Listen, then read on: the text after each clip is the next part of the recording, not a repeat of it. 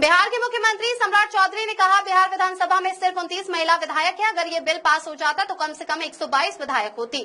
प्रधानमंत्री मोदी लगातार महिलाओं को आगे बढ़ाने का काम कर रहे हैं। जब 2006 में बिहार में एनडीए की सरकार बनी थी तो पंचायती राज और नगर निकायों में महिलाओं के लिए 50% आरक्षण दिया गया था। आज मुझे ये कहते हुए खुशी हो रही है कि बिहार में 50% आरक्षण है, लेकिन बिहार में 59% से ज्यादा महिलाएं चुनाव जीत रही हैं। लोग कहते हैं कि बिल पहले पास हो गया था। पीएम मोदी की सरकार आश्वासन दे रही थी, अमित शाह भी आश्वासन दे रहे थे कि बिल के माध्यम से 543 सांसद की जगह पर 816 और फिर इसे 850 तक बढ़ाने का प्रस्ताव था। अगर ये बिल पास हो जाता तो देश में 816 सांसदों में से 272 सांसद महिलाएं होती। बिहार जैसे राज्य में कल यदि बिल पारित होता, 16 तारीख ऐतिहासिक दिन था साथियों। संविधान संशोधन में के लिए विधेयक लाने का काम किया गया। परिसीमन विधेयक आना था, केंद्र शासित प्रदेश कानून संशोधन आया, 3 बिल आने थे और तीनों का खिलाफ इन लोगों ने किया। ये स्पष्ट संदेश देता है कि आज यदि बिहार में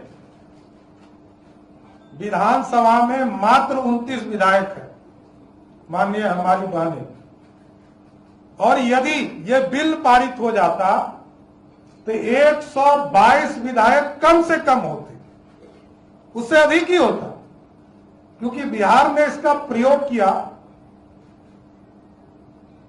आदरणीय नीतीश कुमार जी और आदरणीय प्रधानमंत्री नरेंद्र मोदी जी लगातार महिलाओं को आगे बढ़ाने का काम कर रहे हैं। बिहार में जब एनडीए की सरकार बनी थी 2006 में,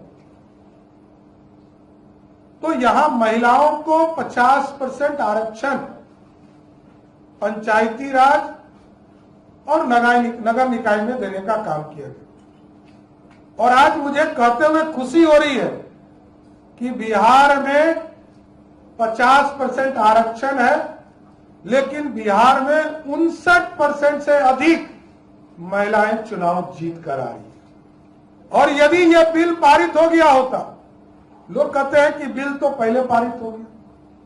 अरे हम तो एश्योर कर रहे थे, गारंटी दे रहे थे। नरेंद्र मोदी की सरकार एश्योरेंस दे रही थी, आदरणीय अमित शाह जी इंश्योरेंस दे रहे थे कि बिल के माध्यम से 543 सांसद के जगह पर 816 और इसको 850 तक बढ़ाने का प्रस्ताव था। और 816 में से 272 सांसद, यदि ये बिल पारित होता तो इस देश में महिलाएं सांसद बनकर देश में राज करने का काम करती साथियों।